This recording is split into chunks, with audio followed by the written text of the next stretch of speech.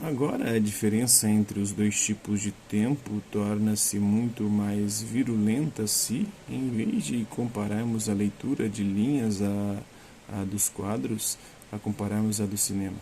Um filme, como se sabe, é uma sequência linear de imagens, mas enquanto lemos um filme, nos esquecemos disso. De fato, temos de esquecê-lo se quisermos ler o filme. Mas afinal, como o lemos? Esta questão é levantada por várias ciências e vem recebendo respostas fisiológicas, psicológicas e sociológicas bastante detalhadas. Isso é importante, pois o conhecimento dessas respostas capacita os produtores de cinema e de TV a mudarem o conteúdo dos filmes e, por consequência, o comportamento dos que a eles assistem, isto é, os seres humanos. Mas as respostas científicas falham ao mostrar com sua objetividade o aspecto existencial da leitura de filmes, que é o que importa em considerações como essa. Pode-se dizer que os filmes são vistos aí como se fossem uma série de imagens em movimento, mas essas imagens não são idênticas àquelas que fisicamente compõem o filme, aos fotogramas que compõem sua fita. Elas se parecem mais com imagens em movimento de cenas numa peça teatral. E é essa a razão pela qual frequentemente se compara a leitura de filmes com a de peças representadas no palco, em vez de compará-la com a leitura de imagens. É errônea essa comparação, uma vez que o palco tem 3 dimensões e que podemos caminhar dentro dele. A tela de cinema é uma projeção bidimensional e nunca poderemos adentrá-la. Nunca, hein? Já podemos atualmente com 3D. O teatro representa o mundo das coisas por meio das próprias coisas, e o filme representa o mundo das coisas por meio da projeção de coisas.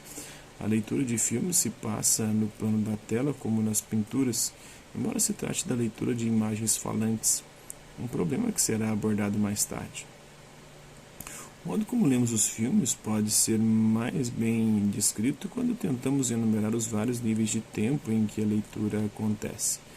Há o tempo linear, em que os fotogramas das cenas se seguem uns aos outros, ao tempo determinado para o movimento de cada fotograma, e também há o tempo que gastamos para captar cada imagem, que apesar de mais curto é similar ao tempo envolvido na leitura de pinturas.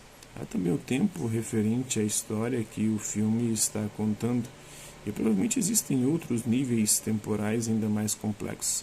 É muito fácil simplificar essa afirmação e dizer que a leitura de filmes é parecida com a leitura de linhas escritas, pelo fato de seguir também um texto, o primeiro nível temporal. Essa simplificação é verdadeira, no sentido de que tanto nos filmes como nos textos escritos recebemos a mensagem somente ao final de nossa leitura. Mas é falsa no sentido de que nos filmes, ao contrário do que acontece nos textos escritos e assim como acontece nas pinturas, podemos primeiro perceber cada cena e depois analisá-la. Isso significa que a leitura de filmes é algo que acontece no mesmo tempo histórico em que ocorre a leitura de linhas escritas, mas o tempo histórico em si acontece dentro da leitura dos filmes, em um novo e diferente nível. Podemos visualizar essa diferença facilmente ao lermos as linhas escritas. Estamos seguindo historicamente pontos, conceitos. Ao lermos os filmes, estamos acompanhando historicamente superfícies dadas, imagens. A linha escrita é um projeto que se dirige para a primeira dimensão. O filme é um projeto que começa na segunda dimensão. Mas se entendemos história como um projeto,